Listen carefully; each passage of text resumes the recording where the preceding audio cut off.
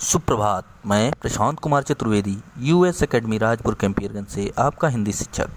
विद्यार्थियों, आज हम सभी कक्षा 9वीं की हिंदी की पुस्तक क्षितिज भाग 1 के गद्य खंड का द्वितीय अध्याय ल्हासा की ओर पढ़ेंगे। यह एक यात्रा वृत्तांत है और इस पाठ के लेखक राहुल संकृत्यायन जी हैं। राहुल संकृत्यायन का जन्म 1893 में उनके ननिहाल गांव पंदहा, जिला आजमगढ़, उत्तर प्रदेश में हुआ। उनका पैतृक गांव कनैला था। उनका मूल नाम केदार पांडे था। उनकी शिक्षा काशी, आगरा और लाहौर में हुई। सन 1930 में उन्होंने श्रीलंका जाकर बौद्ध धर्म ग्रहण कर लिया। तब से उनका नाम राहुल संकृत्यायन हो गया। राहुल जी पाली, प्राकृत, अपभ्रंश, तिब्बती, जापानी, चीनी, रूसी सहित अनेक भाषाओं के जानकार थे। उन्हें महापंडित कहा जाता था। सन 1963 में उनका देहांत हो गया। राहुल संकृत्यायन ने उपन्यास, कहानी, आत्मकथा, यात्रा वृत्तांत, जीवनी, आलोचना, शोध आदि अनेक विधाओं में साहित्य सृजन किया है। इतना ही नहीं, उन्होंने अनेक ग्रंथों का हिंदी में अनुवाद किया। मेरी जीवन यात्रा, दर्शन दिग्दर्शन, 22वीं सदी, वोल्गा से गंगा, भागो नहीं, दुनिया को बदलो, दिमागी गुलामी, घुमक्कड़ शास्त्र उनकी प्रमुख कृतियां हैं। साहित्य के अलावा दर्शन, राजनीति, धर्म, इतिहास, विज्ञान आदि विभिन्न विषयों पर राहुल जी द्वारा रचित पुस्तकों की संख्या लगभग 150 है। राहुल जी ने बहुत सी लुप्तप्राय सामग्री का उद्धार कर अत्यंत महत्वपूर्ण कार्य किया है। यात्रावृत्त लेखन में राहुल जी का स्थान अन्यतम है।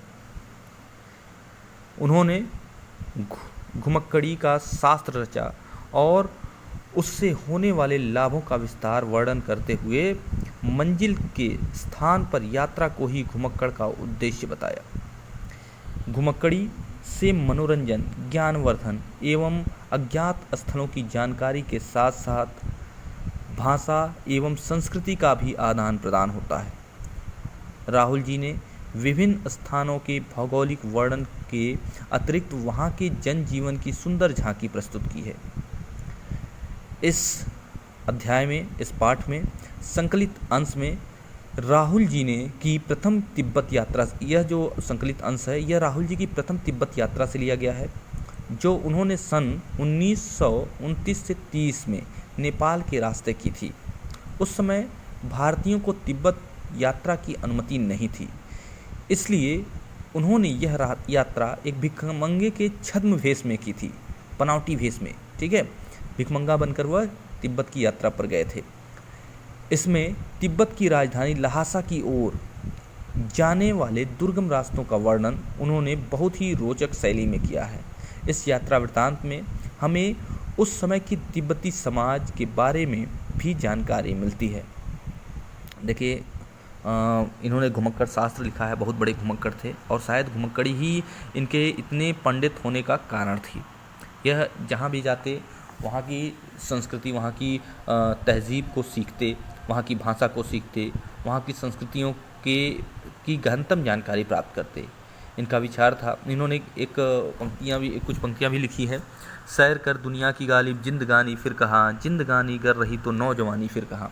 तो घुमक्कड़ शास्त्र के रचयिता के लेखक राहुल संकृत्यायन जी बहुत बड़े घुमक्कड़ थे और घुमक्कड़ी वह बार बार लोगों को घूमने की प्रेरणा भी दिया करते थे और बहुत ही सुंदर और बहुत ही अच्छे तरीके से उन्होंने अपने यात्रा वृत्तांतों का वर्णन भी किया है। आइए पढ़ते हैं ल्हासा की ओर।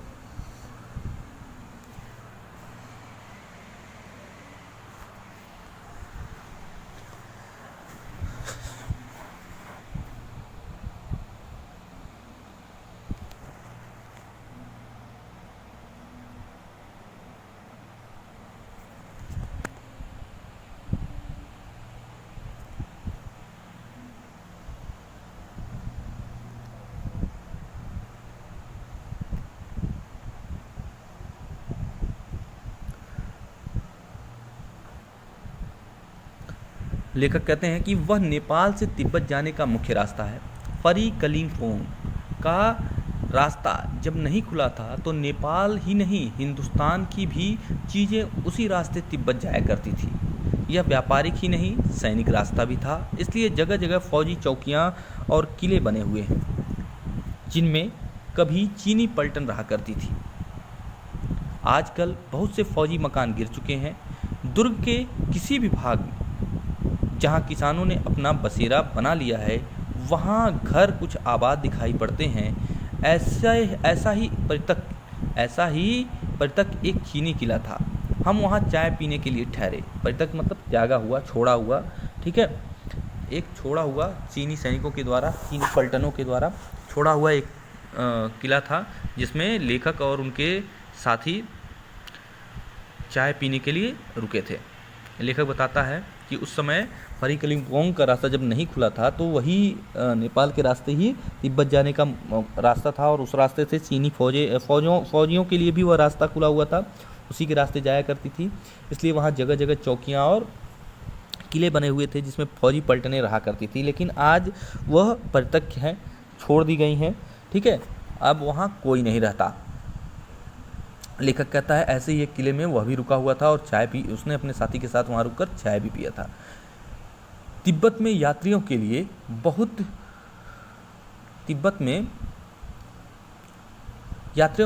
सी तकलीफें भी हैं और कुछ आराम की बातें भी। वहाँ जात पात छुआछूत का सवाल ही नहीं है और न औरतें पर्दा करती हैं। देखिए बहुत ही अच्छी चीज़ें हैं वहाँ पर जो इस तरह की हमारे समाज में जैसे कि जात पात ऊंच नीच की तत्कालीन समय में जात पात ऊंच नीच का भेदभाव था, लेकिन वहाँ पर जात पात ऊंच नीच क्षेत्र का भेदभाव कुछ भी नहीं है और ना ही महिलाओं के लिए पर्दा प्रथा जैसी कुरीति है। हमारे समाज में पर्दा प्रथा भी है, लेकिन अब धीरे धीरे इस पर्दा प्रथा को दूर किया जा चुका है और अब महिलाएं भी पुरुषों के साथ कंधे से कंधा मिलाकर चल सकती हैं, कदम से कदम मिलाकर चल सकती हैं। बहुत निम्नतम श्रेणी के भिखमंगों को लोग चोरी से डर से घर के भीतर नहीं आने देते, नहीं तो आप बिल्कुल घर के भीतर तक चले जा सकते हैं, आप भले ही अपरिचित हों। वहाँ पर तिब्बती समाज के किसी भी घर में आप अंदर तक आ जा सकते हैं। हाँ, बहुत ही निम्नतम दर्जे का भिखमंगा हो जिस पर उन्हें संदेह हो कि यह व्यक्ति अच्छे व्यवहार का नहीं दिख रहा है, उसे ही घर में जाने की अनुमति नहीं होती थी, नहीं तो कोई भी किसी के घर में आ जा सकता था, ठीक है। चाहे आप बिल्कुल अपरिचित हों तब भी घर की बहू या सास को अपनी झोली से चाय दे सकते हैं, वह आपके लिए इसे पका देगी। मक्खन और सोडा नमक दे दीजिए, वह चाय चोंगी में कूटकर उसे दूध वाली चाय के रंग में बना के मिट्टी के टोटीदार बर्तन में रख के आपको दे देगी। देखिए वहाँ आपको अगर चाय पीना है तो आप घर की बहू या घर की सास को अपनी झोली से निकाल कर चाय दे सकते हैं और मक्खन और सोडा नमक भी दे सकते हैं। वह चोंगी में उसे कूट कर, एक कूटने वाली जो हमारे यहाँ मसाले कूटने के लिए खल का प्रयोग किया जाता है, उसी तरह का कुछ बर्तन है, चोंगी में कूट करके उसे चाय का, दूध वाले चाय का रंग दे सकती है। उस मिट्टी के टोटीदार बर्तन में, जैसे कि होता है ना, आपने देखा होगा टोटीदार लोटे आते हैं बहुत से, ठीक है, उसमें वो रखकर आपको चाय दे देगी। यदि बैठक की जगह चूल्हे से दूर है और आपको डर है कि सारा मक्खन आपकी चाय में नहीं पड़ेगा तो आप खुद जाकर चोंगी में चाय मत कर ला सकते हैं। अगर आपको लगता है कि आपकी दी हुई सामग्री पूरी तरह से इस्तेमाल नहीं की जाएगी तो आप चाहें तो आपको इस शंका का समाधान कर सकते हैं अपने खुद जाकर आपको अगर इस पर शक है कि वह आपके दिए हुए पूरे सामग्री का प्रयोग नहीं करेंगे तो आप खुद जाकर चोंगी में कूटकर चाय बना सकते हैं, मत कर ला सकते हैं। चाय का रंग तैयार हो जाने पर फिर नमक मक्खन डालने की ज़रूरत होती है। नमक और मक्खन डाल करके फिर जा करके चाय बनाया जाता है। आगे देखते हैं। परित्यक्त चीनी किले से जब हम चलने लगे तो एक आदमी राहदारी मांगने आया। देखिए राहदारी मतलब होता है राह पर चलने का टैक्स, कर, राह पर चलने का कर, उसे राहदारी कहते हैं। वह मांगने के लिए आया। हमने वह दोनों चीटें उसे दे दी। देखिए चिट मतलब होता है पर्ची, जैसे पास हम इस्तेमाल करते हैं, हम बहुत सी जगहों पर देखते हैं, बहुत से किसी प्रशासनिक अधिकारी के द्वारा दिया गया पास वो हमारे लिए कभी कभी सहायक सिद्ध होता है और उसकी वजह से हम कई जांचों से बच जाते हैं और इस समय देख ही रहे हैं आप कि कोरोना के समय में बहुत से पास की आवश्यकता पड़ रही है। जिसके पास पास है वही आ जा सकता है। तो अ, उसी तरह की सड़क पर चलने के लिए एक, जैसे आप चलते होंगे इस समय देखते होंगे रोड पर टैक्स लगता है, टोल टैक्स लगता है ना। तो उस तरह भी सड़क पर चलने का कर लगता था। जो भी राह में चलता था वो राहदारी लगती थी उसकी। तो जब किसी प्रशासनिक अधिकारी या किसी उस प्रशासनिक अधिकारी का कोई पर्ची या पत्र उस जिसके साथ होता था उससे राहदारी नहीं ली जाती थी। तो लेखक और उसके मित्र के पास भी 2 चीटें थी, शायद किसी प्रशासनिक अधिकारी की रही होंगी। इस वजह से उन्हें राहदारी नहीं देनी पड़ी। शायद उसी दिन हम थोंगला के पहले के आखिरी गांव में पहुंच गए। थोंगला एक स्थान है तिब्बत का, उसके पहले के आखिरी गांव, यानी उससे पहले एक आखिरी गांव में हम पहुंच गए थे। उसके पहले जो आखिरी गांव पड़ता था उस गांव में हम पहुंच गए थे। यहाँ भी सुमति की जान पहचान थी। लेखक के साथ जो यात्रा कर रहा था उसका नाम था सुमति। वह एक बौद्ध भिक्षु था, ठीक है, बौद्ध भिक्षु था। और उसके बहुत से यजमान उस आसपास के गांव में रहा करते थे, इसलिए उसकी जान पहचान थी। और शायद उसी की वजह से लेखक को चिट भी मिली रही होगी, जिसकी वजह से उसे राहदारी नहीं देनी पड़ी होगी। वह कहता है, यहाँ भी सुमति के जान पहचान के आदमी थे और भिखमंगे रहते हुए भी ठहरने के लिए अच्छी जगह मिली। देखिए, भिखमंगा वह बनकर क्यों गया था? कोई भी कहीं जाएगा घूमने तो अच्छे वस्त्र में जाएगा ना, लेकिन वहाँ पर भिखमंगा बनकर जाने का कारण कुछ और था। क्योंकि वहाँ जाने की अनुमति नहीं थी, तिब्बत जाने की अनुमति नहीं थी, भारतीय लोगों को तिब्बत जाने की अनुमति, इसलिए उसे भिखमंगा बनकर जाना पड़ा। और साथ ही साथ भिखमंगे बनने का एक कारण और था जो आपको आगे पढ़ने में को मिलेगा। भिखमंगा बनकर वह यात्रा क्यों कर रहे थे, इसका कारण आपको आगे पाठ में जानने को मिलेगा। वो दोनों भिखमंगे के वेश में थे, फिर भी सुमति की वजह से उन्हें ठहरने के लिए अच्छी जगह मिल गई। 5 साल बाद जब हम इसी रास्ते पर लौटे और भिखमंगे नहीं एक भद्र यात्री के वेश में घोड़ों पर सवार होकर आए, किंतु उस वक्त किसी ने हमें रहने के लिए जगह नहीं दी। देखिए, यह सब तिब्बती लोगों के, जो तिब्बती समाज के जो लोग हैं उनके विवेक पर निर्भर करता हुआ किसे रहने के लिए अनुमति देते हैं, किसे रहने के लिए अनुमति नहीं देते हैं। पहले वह भिखमंगे के वेश में आए तो उन्हें रहने के लिए अच्छा स्थान मिल गया। इसका कारण कौन था? सुमति था। सुमति के जान पहचान के लोग थे और इसकी वजह से उन्हें अच्छा खाने और रहने को मिल गया। लेकिन 5 साल बाद वह कहता है, लेखक एक बार और आया तो उसे रहने के लिए अच्छा स्थान नहीं मिला, ठीक है, जबकि वह एक भद्र यात्री के रूप में, एक अच्छे पढ़े लिखे सभ्य व्यक्ति के रूप में था, लेकिन उसे रहने के लिए अच्छा स्थान नहीं मिला। और हम गांव के सबसे गरीब झोपड़े में ठहरे। तब जब वह सुमति के साथ नहीं था, भद्र यात्री के रूप में आया था, तो उसे गांव के गरीब झोपड़े में रहना पड़ा। जबकि सुमति के साथ जब वह आया था तो उसे अच्छे जगह पर रुकने का अवसर मिला और भोजन भी अच्छा मिला, ठीक है।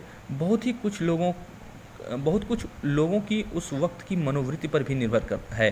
खासकर शाम के वक्त छक पीकर बहुत कम लोग होश हवास में को दुरुस्त रखते हैं। उस समय तिब्बती समाज के जो लोग थे शाम को छक पिया करते थे। एक मदिरा की तरह ही एक मादक तरल है जिसके पीने के बाद वो मस्त हो जाते थे। मस्त होने का मतलब क्या? नशे में हो जाते थे। और यह उनके विवेक पर निर्भर करता है कि वह किसे रहने के लिए अच्छा स्थान देते हैं या किसे नहीं देते हैं, ठीक है। और उसे पी लेने के बाद वो अपने होश हवास में रहते हैं। और होश हवास में न रहने पर आदमी किसी के साथ अभद्र व्यवहार भी कर सकता है। अब हम सबसे विकट डांडा थोंगला पार करना था। अब हमें सबसे विकट डांडा थोंगला पार करना था। डांडे तिब्बत के सबसे खतरे की जगह है। 16-17 हज़ार फीट की ऊंचाई होने के कारण उसके दोनों तरफ मीलों तक कोई गांव गिराव नहीं होते। उतनी ऊंचाई पर पहुंच जाएं और जाहिर सी बात है उतनी ऊंचाई पर पहुंचने पर आपको कोई गांव गिराव तो दिखेगा ही नहीं। काफ़ी ऊंचाई पर उन्हें जाना था। 16 से 17 हज़ार, समुद्र से सतह से 16 से 17 हज़ार फीट की ऊंचाई पर।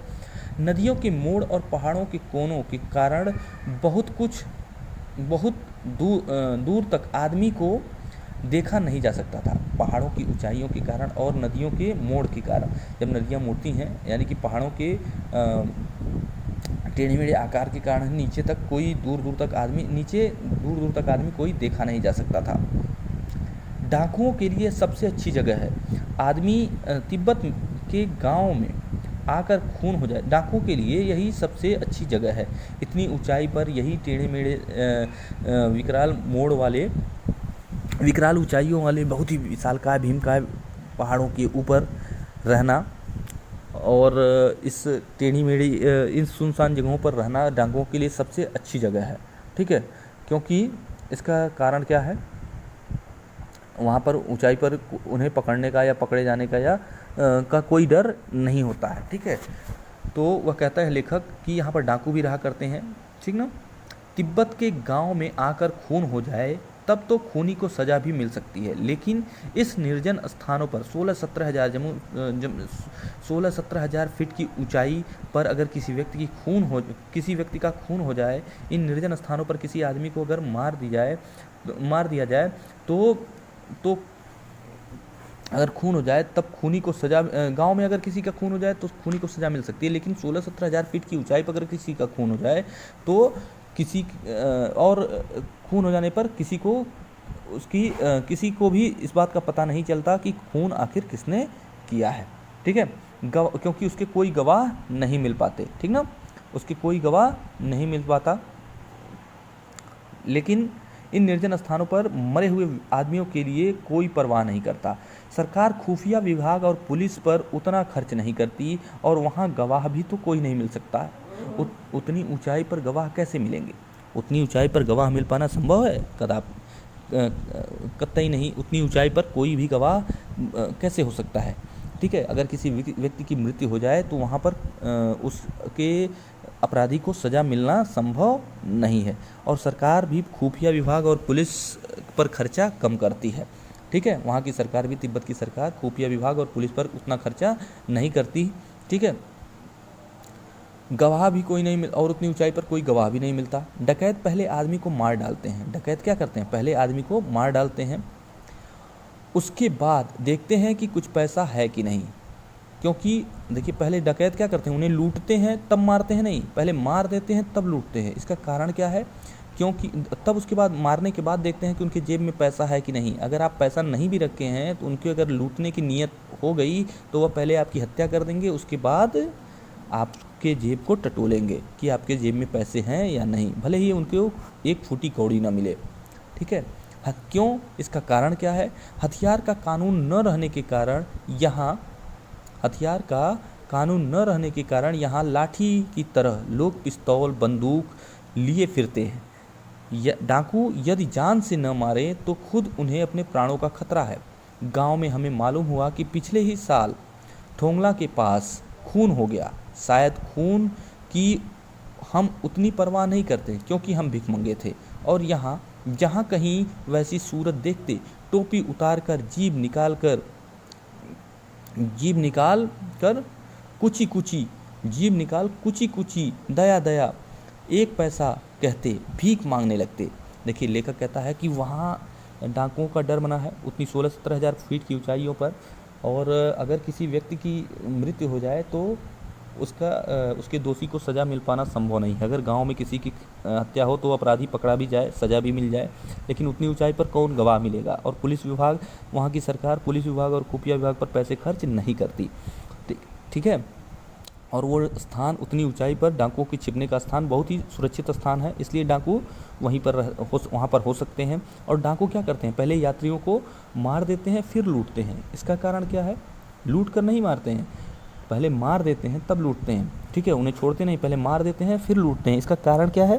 कि वहाँ पर हथियार रखने का कोई कानून नहीं है। लाठी डंडों की तरह लोग पिस्तौल लेकर घूमते हैं, इसलिए डाकुओं को भी अपनी जान का खतरा बना रहता है। इसलिए वह पहले यात्रियों की हत्या कर देते हैं, उसके बाद उनसे उनके जेब को टटोलते हैं। ठीक है, फिर जो उनसे प्राप्त होता है उसे रख लेते हैं। तो लेखक को यह पता चला कि पिछले ही साल एक व्यक्ति की वहाँ हत्या हो गई थी।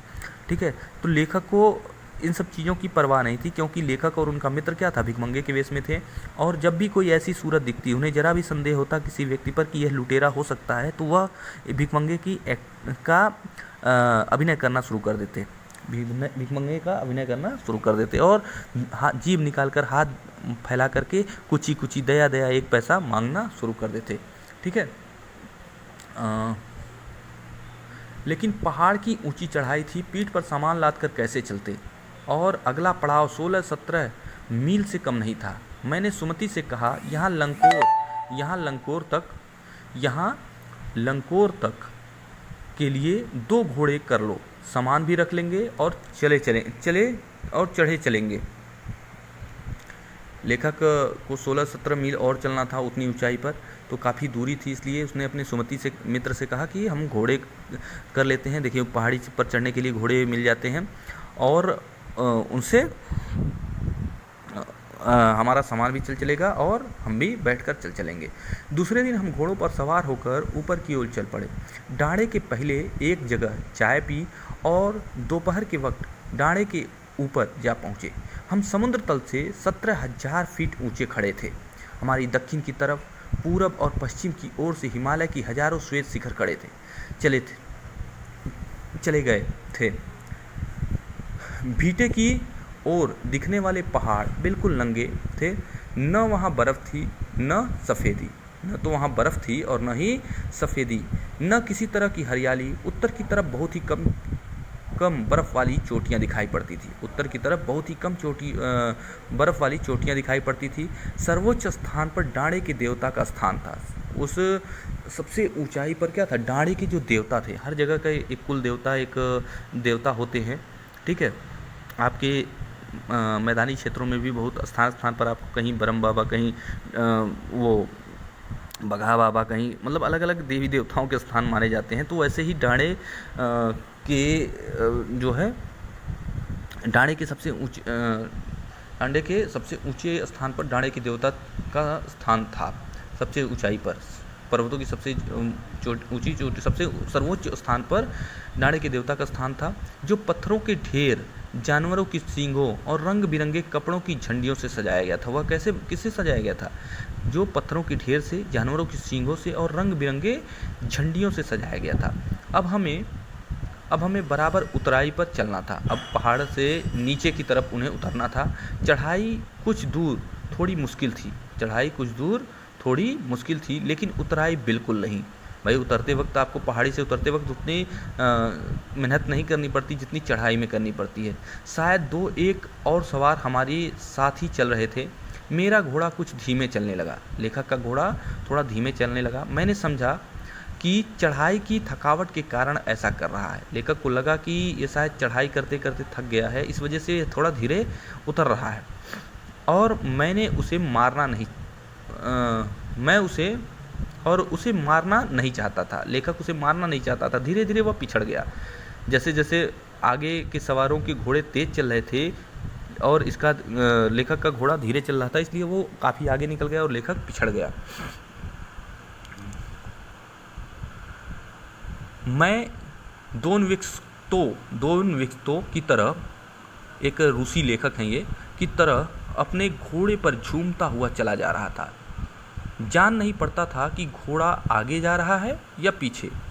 जब मैं जोर देने लगता तो वह सुस्त पड़ जाता। जब लेखक घोड़े पर जोर देता था तो घोड़ा सुस्त पड़ जाता था और तेज चलने की बजाय धीमा हो जाता था।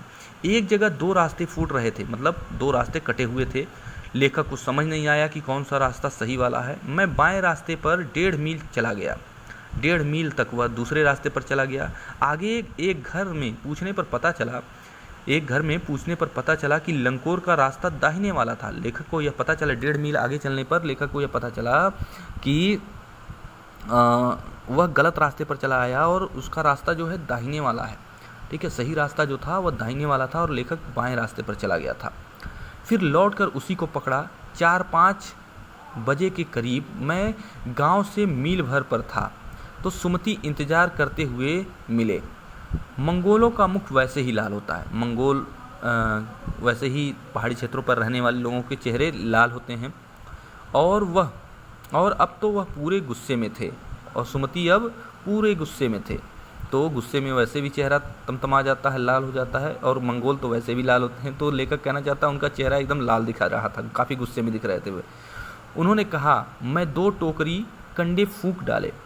लेखक ने सुमति ने कहा कि मैंने 2 टोकरी कंडे फूंक डाले। 3-4 बार चाय को गर्म किया। मैंने बहुत नरमी से जवाब दिया, लेकिन मेरा क्या कसूर मित्र, देख नहीं रहे हो कौन सा घोड़ा मुझे मिला है। कैसा घोड़ा मुझे मिला है? लेखक कहता है कि भाई मेरा इसमें कोई कसूर नहीं। उसने अपनी गलती को छिपाया कि मैं गलत रास्ते पर चला गया था, और उसने बताया कि मुझे घोड़ा सही नहीं मिला है और ये बहुत धीरे चल रहा है, मैं क्या करता। मैं तो रात तक पहुंचने की उम्मीद रखता था। खैर, सुमति को जितनी जल्दी गुस्सा आता था उतनी ही जल्दी ठंडा भी हो जाता था। सुमति बहुत जल्दी चुप भी हो जाता, गुस्से से उसका गुस्सा काफूर हो जाता था, वह गुस्से को त्याग देता था। लंकोर में वह एक अच्छी जगह पर ठहरे थे। यहाँ भी उनके अच्छे यजमान थे। पहले चाय सत्तू खाया और रात में गर्मा गर्म थुप्पा। ठीक है, पहले चाय सत्तू खाने को मिला और रात में गर्मा गर्म थुप्पा खाने को मिला। आगे लेखक कहता है,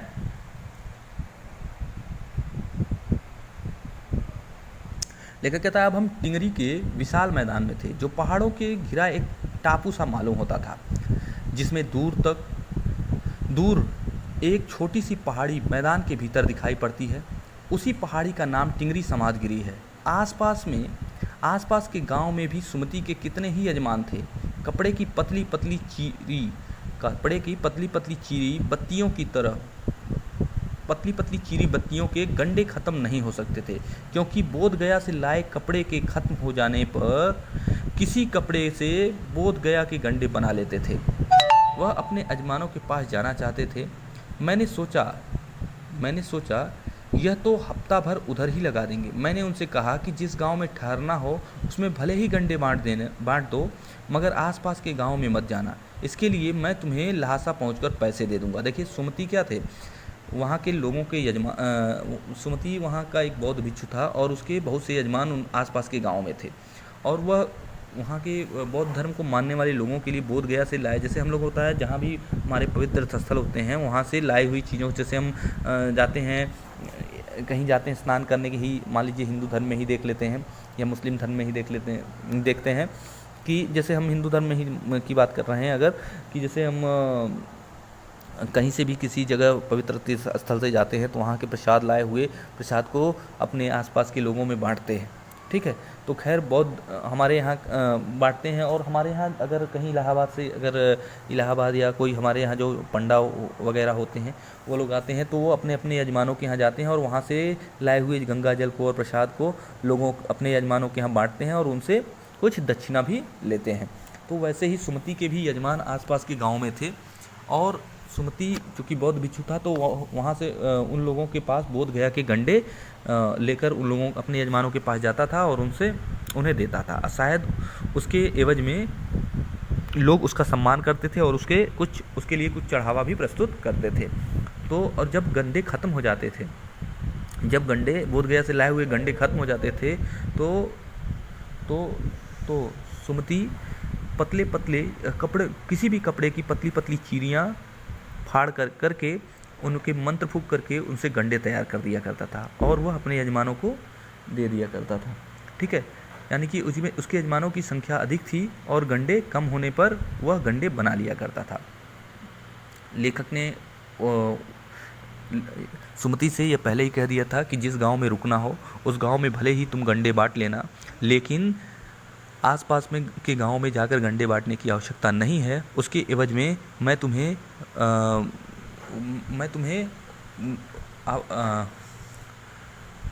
तुम्हें लहासा पहुंच करके रुपए दे दूंगा। सुमति ने स्वीकार किया। दूसरे दिन हमने भरिया ढूंढने की कोशिश की। भरिया ढूंढना मतलब जो भार को ढोते हैं उन्हें भरिया कहा जाता है।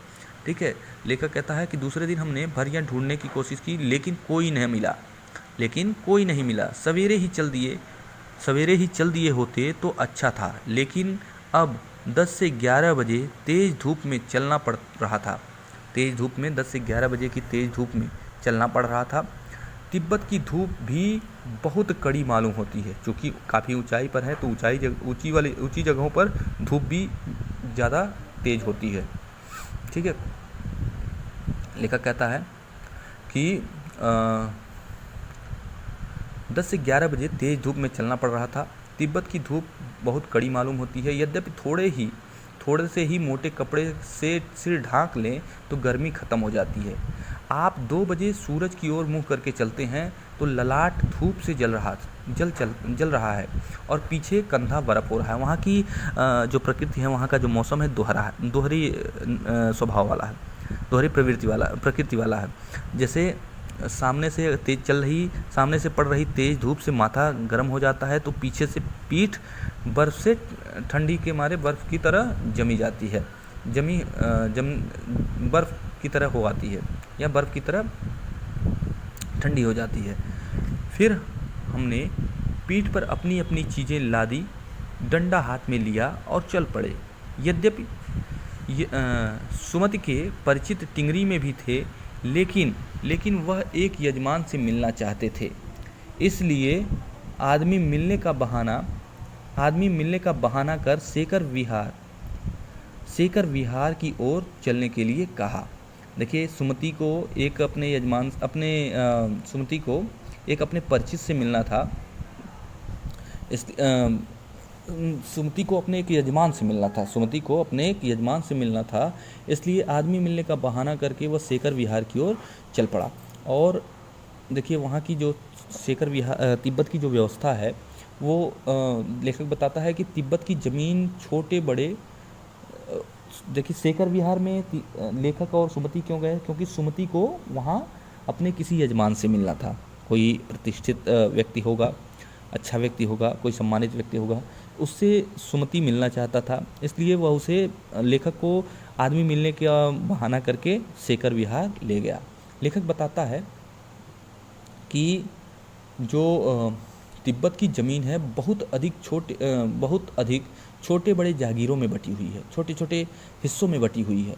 इन जागीरों का बहुत ज़्यादा हिस्सा मठों यानी विहारों के पास है, उनके हाथ में है। अपनी मठों, बौद्ध मठ जानते ना, एक संस्था, एक तरह का एक व्यवस्था, एक धार्मिक मठ कही जा सकती, जैसे गोरखनाथ भी एक मठ ही है, ठीक है। तो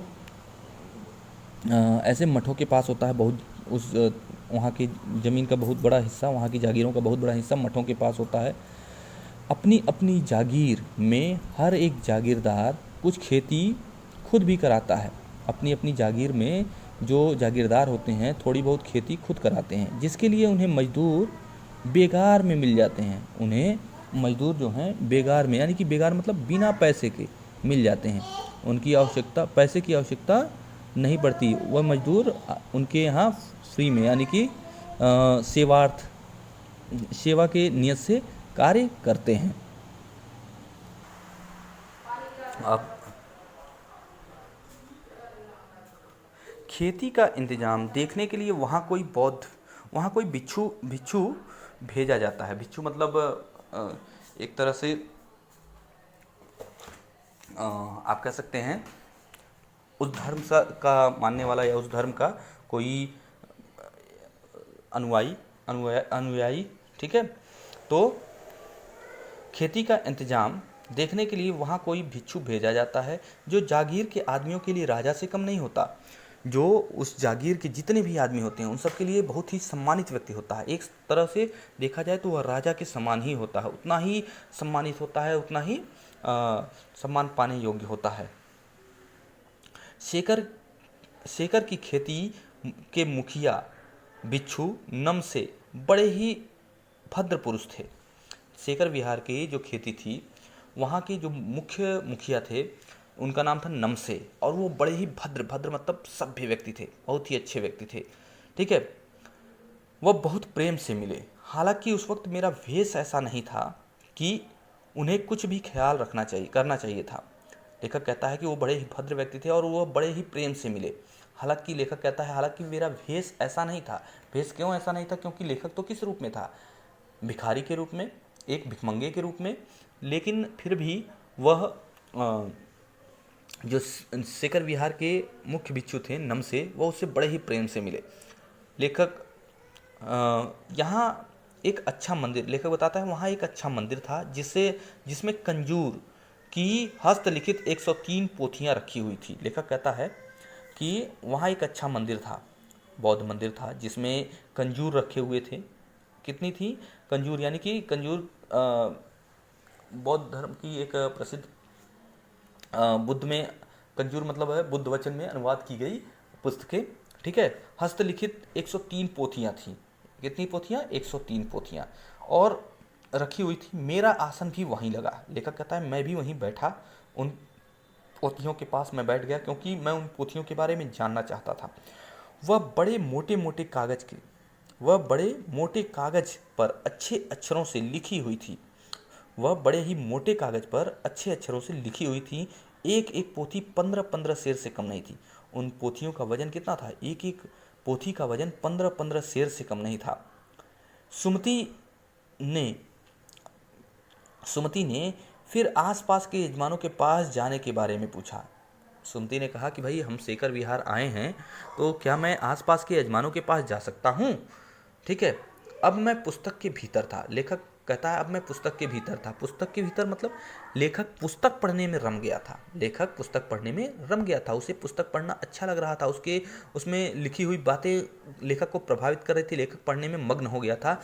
इसलिए इसलिए मैंने उन्हें जाने को कह दिया। लेखक ने उन्हें जाने को कह दिया कि भाई जाइए, आप गंडे बांट आइए, मैं इंतज़ार कर लूँगा। दूसरे दिन वह गए मैंने समझा, दूसरे दिन वह चले गए वहाँ से। मैंने समझा 2 से 3 दिन लगेंगे, लेकिन वह उसी दिन दोपहर बाद चले आए। मैंने समझा था कि 2 से 3 दिन लगेंगे। लेखक ने इसलिए उन्हें जाने कह दिया क्योंकि वह कंजूर, यानी कि बौद्ध वचन में लिखी गई पोथियों को पढ़ रहा था, और उन्हें वह अपनी इच्छा अनुसार पढ़ना चाहता था। और इस वजह से उसने सुमति को जाने की इजाज़त भी दे दी। लेकिन लेखक को लगा था वह 2 से 3 दिन बाद आएंगे, लेकिन ऐसा नहीं हुआ। वह उसी दिन दोपहर में वहाँ आ गए। टिंगरी गांव वहाँ से बहुत दूर नहीं था। हमने अपना अपना सामान अपनी पीठ पर उठाया और भिक्षु नमसे से विदा लेकर चल पड़े। हमारा पड़ाव वहाँ से हम अपने अपने अगले पड़ाव की तरफ चल पड़े और भिक्षु नमसे से हमने विदा लिया। इस प्रकार लेखक ने बताया है कि किस प्रकार से लहासा जाने के उस रास्ते में उसे किन किन कठिनाइयों का सामना करना पड़ा। प्रकृति की विभिन्न विषम परिस्थितियों का सामना करना पड़ा, खतरों को उठाना पड़ा, और यहाँ तक कि एक छद्म वेश, भिखमंगे का एक छद्म वेश धारण करके जाना पड़ा। तो लेखक को अनेक कठिनाइयों का सामना करना पड़ा। ठीक है। और उसके ऊपर जान का खतरा भी था। उतनी ऊंचे पहाड़ियों पर उसे चलना पड़ा, अपना सामान भी उसे ढोना पड़ा। लेकिन जो भी रहा, लेखक को एक नया अनुभव प्राप्त हुआ, और तिब्बत की यात्रा इतना प्रभावित हुआ, लेखक तिब्बत की यात्रा पर फिर दोबारा पहुंचा था। तो इस पाठ में जो भी प्रश्नोत्तर हैं इनकी तरफ ध्यान देते हैं और इसे देखते हैं। देखिए, जैसे पहला प्रश्न है थोंगला के पहले के आखिरी गांव पहुंचने पर भिखमंगे के वेश में होने के बावजूद लेखक को ठहरने के लिए उचित स्थान मिला, जबकि दूसरी यात्रा के समय भद्रवेश भी उन्हें उचित स्थान नहीं दिला सका। क्यों? देखिए, इसका मुख्य कारण क्या था? इसका मुख्य कारण जो था, लेखक ने बताया है कि उसके साथ कौन था? सुमति था। सुमति का वहाँ जान पहचान था। अच्छा, सुमति वहाँ एक बौद्ध भिक्षु था, वहाँ पर उसके बहुत से यजमान थे, और उसकी जान पहचान वाले लोगों के कारण ही उसे रहने के लिए ठहरने के लिए अच्छा स्थान मिला। ठीक है। वह कहता है कि लेखक बता रहा है कि तिब्बत के समाज में यात्रियों के लिए एक जैसी व्यवस्था नहीं होती थी। ठीक है। इसलिए जिसका जान पहचान अच्छा मिल जाता था, जिसका परिचय अच्छा होता था, उसे ठहरने के लिए स्थान मिल जाता था। बिना जान पहचान वाले यात्रियों को भटकना पड़ता था। ठीक है। उसे ठहरने के लिए उचित स्थान नहीं मिल पाता था। ठीक है। लेखक के साथ सुमति था, और उसके बहुत से यजमान आसपास के गांव में थे, इसलिए उसे रहने के लिए अच्छा स्थान मिल गया। जबकि दोबारा जब लेखक गया तो उसे ठहरने के लिए उचित स्थान नहीं मिला। ठीक है। और दूसरा कारण यह भी था कि तिब्बत के लोग शाम को 6 बजे के बाद, यानी कि 6 बजे के बाद नहीं, शाम को वो छत पीकर मस्त हो जाते हैं, और वे यात्रियों की सुविधा असुविधा का ख्याल नहीं रखते। ठीक है। और उनके ठहरने यह बहुत कुछ वहाँ के लोगों की मनोवृत्ति पर भी निर्भर करता है। उस समय तिब्बत में हथियार का कानून न रहने के कारण यात्रियों को किस प्रकार का भय बना रहता था? देखिए, लगभग जिस समय की यात्रा की बात कर रहा है लेखक, 1929 से 30 के बीच में, हथियार संबंधी वहाँ कोई कानून नहीं था। खुलेआम लोग पिस्तल और बंदूक जो है आदि पुलिस वहाँ पर कोई भी व्यक्ति रख सकता था, लाठी डंडों की तरह, जैसे हमारे यहाँ लाठी डंडे लेकर घूमते हैं ना लोग, उसी तरह से वहाँ पर पिस्तौल और बंदूक लेकर घूमा करते थे। ठीक है। और अ, वहाँ अनेक निर्जन स्थान भी थे। पुलिस विभाग पर भी प्रशासन खर्च नहीं करता था। ठीक है। पुलिस विभाग या खुफिया विभाग का भी कोई प्रबंध नहीं था। डाकू ऐसे ऊंचे स्थानों पर लोगों को मार देते थे और मारकर लूट लेते थे। ठीक है। इसलिए वहाँ पर डाकुओं का भय बना रहता था। लेखक लंकोर के मार्ग में अपने साथियों से किस कारण पिछड़ गया? तो लेखक के अपने साथियों से पिछड़ने का कारण क्या था? अभी मैंने आपको बताया कि उनका घोड़ा उतरते वक्त बड़ा ही सुस्त हो गया था, लेखक उसे मारना भी नहीं चाहता था, और बीच में चलते चलते वह रास्ता भटक भी गया, वह गलत रास्ते पे बाएं मुड़ गया और 1.5 मील आगे तक चला गया। ठीक है। फिर वहाँ से वापस आने में उसे काफ़ी समय लगा, इसलिए वह अपने यात्रियों से पिछड़ गया। लेखक ने शेखर विहार में सुमति को उनके यजमानों के पास जाने से रोका, परंतु दूसरी बार रोकने का प्रयास क्यों नहीं किया? देखिए, लेखक एक यात्रा पर निकला हुआ था, वह नहीं चाहता था कि उसका समय बर्बाद हो, इसलिए उसने सुमति को यजमानों के पास से रोका, ताकि वह जाकर समय बर्बाद न करे। लेखक को लगा कि अगर सुमति गंडे बांटने चला जाएगा तो उसका काफ़ी समय बर्बाद हो सकता है, इसलिए उसने उससे पहले ही कह दिया था कि लहासा पहुंचकर मैं तुम्हें उसके एवज में पैसे दे दूंगा, तुम कहीं भी गंडे बांटने मत जाओ। हाँ, जिस गांव में हम रुकते हैं उसके आसपास तुम जो है गंडे बांट सकते हो, उस गांव में गंडे बांट सकते हो। और दूसरी बार लेखक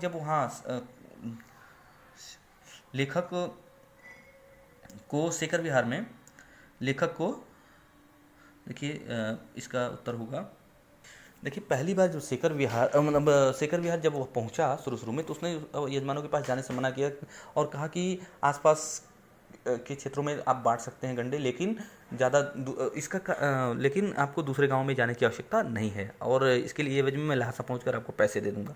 ठीक है। इसका कारण यह था कि लेखक यह नहीं चाहता था कि लेखक का समय बर्बाद हो, और सुमति अगर गंडे बांटने चला गया तो उसका बहुत सा समय बर्बाद हो सकता है। और इसीलिए और जबकि जब दूसरी बार लेखक वहाँ गया और मंदिर में उसने कंजूर देखे। ठीक है। उसने बहुत सी हस्तलिखित उसे पुस्तकें मिल गई, बुद्ध वचन में लिखित उसे पुस्तकें मिल गई, और उन्हें वह पढ़ने में और उसे वो पढ़ने लगा। ठीक है। और वह अध्ययन करना चाहता था, उसे पढ़ना चाहता था, पूरी तरह से वह पढ़ना चाहता था, इसलिए उसने सुमति को यजमानों के पास जाने की अनुमति दे दी। अपनी यात्रा के दौरान लेखक को किन कठिनाइयों का सामना करना पड़ा? देखिए, बहुत सी कठिनाइयाँ थी उसके सामने। मैंने आपको बताया कि लेखक को ऊंची ऊंची पहाड़ियाँ चढ़नी पड़ी, पहले तो भिखमंगे का भेष बनाना पड़ा। ठीक है। ऊंची पहाड़ियाँ चढ़नी पड़ी, और ऊंची पहाड़ियाँ चढ़ने के साथ साथ अपना सामान खुद ढोना पड़ा। उसे जान का जोखिम भी मोल लेना डाकुओं से जान का जोखिम भी मोल लेना पड़ा। ठीक है। डाकुओं का भय था वहाँ, और तेज धूप का सामना करना पड़ा। और इसके साथ ही लेखक बताता है कि वह रास्ता भी भटक जाता है, तो बहुत सी कठिन परिस्थितियाँ उसके सामने आई थी। ठीक है। प्रस्तुत यात्रा वृत्तांत के आधार पर बताइए कि उस समय का तिब्बती समाज कैसा था? देखिए, उस समय का तिब्बती समाज बहुत ही अच्छा भी था, और उसमें कुछ खामियां भी थी, उस चीज़ को हम जान लेते हैं। देखिए, तिब्बती टिगरी समाज जो था वह जागीरों में विभक्त था। अधिकतर जागीरें जो है क्या थी, मठों के अधीन थी, और जागीरों के मालिक जो हैं उसमें स्वयं खेती कराया करते थे, उसका संचालन खुद किया करते थे। वहाँ उन्हें बेकार में मजदूर भी मिल जाते थे। सारा प्रबंध, सारा देखभाल वहाँ का कोई भिक्षु करता था। ठीक है। वह भिक्षु जागीर के प्रजाजनों के लिए, लोगों के लिए किसी राजा से कम नहीं था, बहुत सम्मान पाता था। तिब्बत में और भी चीज़ें लेखक ने बताई हैं कि वहाँ छुआछूत नहीं था, जाति पात की व्यवस्था नहीं थी, कुप्रथाएँ नहीं थी, पर्दा प्रथा नहीं था। कोई भी व्यक्ति किसी भी अपरिचित व्यक्ति को किसी के घर में भी अंदर तक जाने की इजाज़त थी। ठीक ना।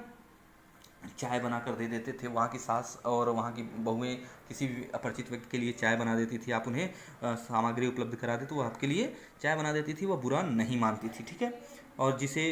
और सिर्फ निम्नतम दर्जे के भिखमंगों को घर में जाने की अनुमति नहीं थी। तो इस प्रकार से बहुत ही बेहतर था उसका तत्कालीन समाज। बस वहाँ पर जो प्रशासन की व्यवस्था थी वह उतनी बेहतर नहीं थी। पुलिस व्यवस्था या खुफिया विभाग या डाकुओं से थोड़ा बहुत भय बना रहता था। आगे देखते हैं। मैं अब पुस्तकों के भीतर था। नीचे दिए गए विकल्पों में कौन सा इस वाक्य या अर्थ को बतलाता है? लेखक पुस्तकें पढ़ने में रम गया था। देखिए, मैं पुस्तकों के भीतर था, इसका सबसे सटीक उत्तर होगा लेखक पुस्तकें पढ़ने में रम गया था। ठीक है, तो इस चीज़ को मैं पहले भी बता चुका हूँ। तो चलिए, इस पाठ के जो भी बाकी प्रश्न है वो आपको असाइनमेंट के रूप में दिए जाएंगे, और इस पाठ में जो भी परेशानी होगी विद्यालय खुलने पर आप उसके उत्तर या उस समस्या का समाधान आप कर लेंगे। धन्यवाद।